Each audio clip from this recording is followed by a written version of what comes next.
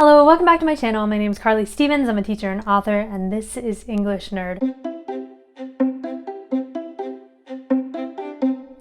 So initially I wasn't planning on doing another book haul video this month, but I have been buying so many books that it just kind of makes sense to show you what I've got, I suppose. Yeah, I need to dial it back. I think I said that last time, but I do. I need to dial it back after this month because I've been getting way too excited about getting all of these new books. And so I am happy to share these with you. They are a variety of genres for a variety of audiences. So just, enjoy, I guess. Hopefully in this list you find some new things to add to your TBR. So I'm going to start off in no particular order at all with The Hating Game by Sally Thorne. I have not read this book, and ordinarily I like to read books before I buy them, except for recently apparently.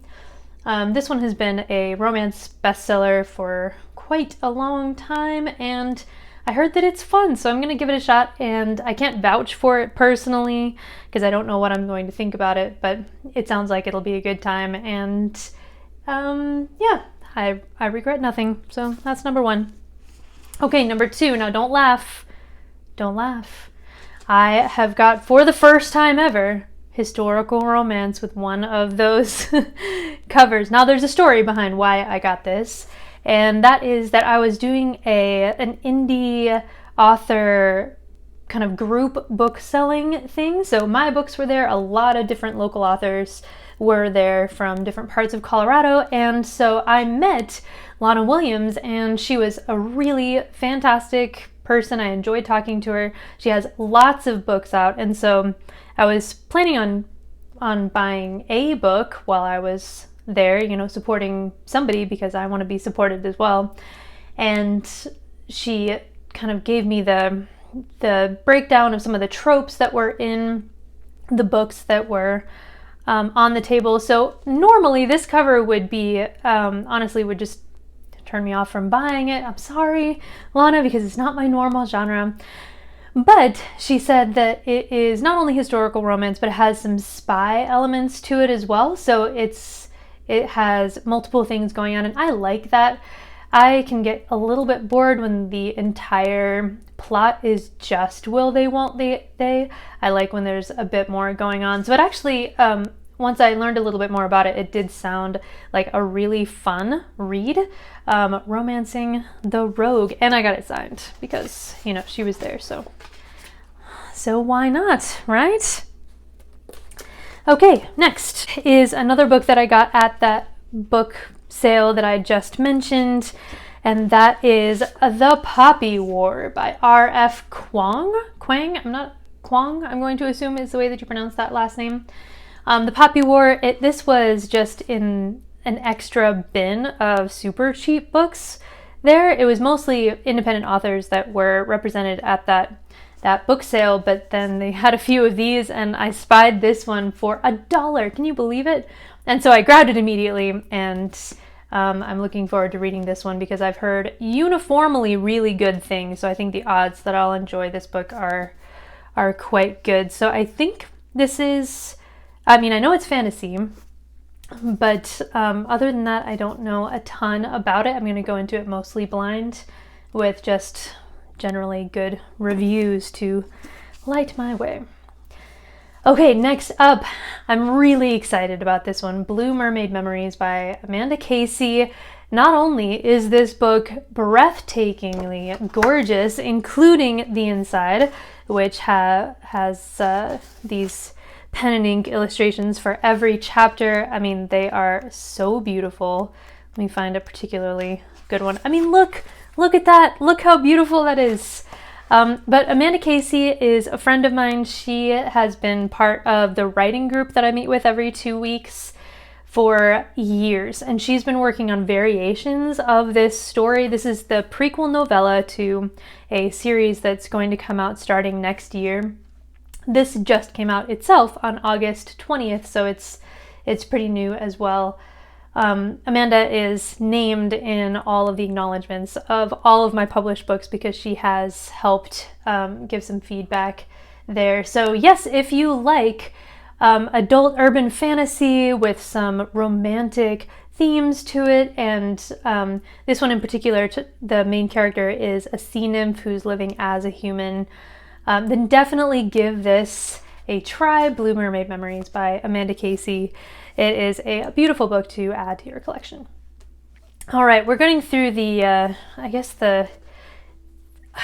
shouldn't call these embarrassing. I mean, books are what they are, but generally this channel has been about YA, it's been about classics, it's been about fantasy, and I've been hauling some romance and things that I wouldn't normally buy, so there's no shame in it. I should stop saying that that's what it is. But okay, there's a story behind this next one. I'm just going to show it to you and then I'll explain. Okay, this one just came in. This is another indie writer. The book is called Kissing Carly. It's Kiss a Cowboy series, book 3. I have no intention of getting books 1 and 2. I wanted just this one by Deanna Lynn Sletten, just because I was doing a search, as you do, for my own name, but I didn't want me to come up. I'm if you Google Carly Stevens, then it's all my stuff, you know, my YouTube channel, my books that come up, my Instagram. But I got rid of some of the keywords that would actually connect it to me because I thought, I bet there's a book out there that has Carly Stevens as the main character. And guess what, my friends? I found it. Not only is the first name of the main character my name, but her last name is too. So Carly Stevens, she's a wild child. She's going to fall for a crusty cowboy, and I couldn't help myself. I want to know. So I got that one. So laugh if you want to, but that is what's happening. Okay, I've actually gotten a few indie books recently. So there were the 2 romances that I showed you. And then Leslie Penelope, The Monsters We Defy. I was looking forward to the release of this book. I was planning to read it. I didn't know that I would buy it, but then I actually saw it at my local bookstore, which I did not expect at all. And I was in a particularly celebratory mood because Laertes was having some good moment in the sun, and so I decided, yes, it was a great time to get The Monsters We Defy. Leslie Penelope is a hybrid author, so some of her stuff is independently published and some of it is traditionally published. With this one, I'm not 100% sure which it is. It feels like a traditionally published because you can kind of tell when it's print on demand. But this is a heist book. It's set in the 20s. And it's this ragtag group of people. And anyway, the bits that I've heard about it are really pretty spectacular. Her writing style is close-ish to my own, actually. So if you like the 10 Academy series, if you like some of that stuff, then I would give Leslie Penelope a try. I haven't read an entire book by her yet, but I read part of one of her fantasy stories. And I enjoyed that. So there you go. All right, next up is the No Fear Shakespeare graphic novel version of Hamlet, because of course I guess I need more Hamlets at all times. This is so overly dramatic. I love it. I've looked through it a couple times, but I haven't read it straight through. Even during the soliloquies, you have these illustrations that are over the top, and Hamlet is just a drama queen, which is on brand for Hamlet in whatever form you find. So yes, I once again regret nothing. I found this at a local bookstore and called Poor Richard's. If you're ever in Colorado Springs, I would definitely check it out. It was used and fairly cheap, so I thought, of course, I need this graphic novel version, because I've been thinking for a while about getting a graphic novel version of Hamlet. I have a whole video about all of the Hamlet collection that I have, and I have a children's illustrated version and then the to be or not to be choose your own adventure version, which is also kind of illustrated, but I don't have a graphic novel version. So, I guess there was that hole in my collection that needed to be filled. While we're talking graphic novels, I did get one more graphic novel, and that is Lore Olympus Volume 2. So Lore Olympus by Rachel Smythe is a webtoon. It's the most popular webtoon of all time. It's still going on. And so because she has millions of people who have enjoyed her retelling of Hades and Persephone, her graphic novel physical copies are coming out one at a time. Last year, Volume 1 came out, and then Volume 2 just came out, like 2 months ago or something. The illustrations are beautiful. It's not a style that I would expect myself to enjoy as much as I do, but her storytelling is so engaging, and everything's just so bright and well done that I would definitely recommend this series. You can either get the copies like this, or you can get the webtoon for free, either through the app or through the website. So check that out for sure. Read the first couple episodes, see if it's your thing. All right, next, I told you, there's a bottomless pit of books that I've gotten recently. Oh, before I forget, I should probably talk about this one because otherwise I will forget. I also got Book Lovers by Emily Henry. That one I lent out to somebody, so I don't actually have the physical version with me, but I did buy that at the same time as I got the Hamlet graphic novel. I got it at Poor Richard's for on sale, and I absolutely loved it. It's a rom-com. It has, I would say, medium spice, medium to low. So there is some, if that is something that you like to avoid, then probably don't read any of the romances that I have gotten, except for Lore Olympus, which is romantic. But yeah, Book Lovers has been one of my favorite reads of the year so far. It's charming. It's kind of like Schitt's Creek meets Gilmore Girls, and it kind of blew my mind, because with romances I expect to have a good time, but then honestly give the books away immediately because I don't want to revisit them because everything's kind of played out.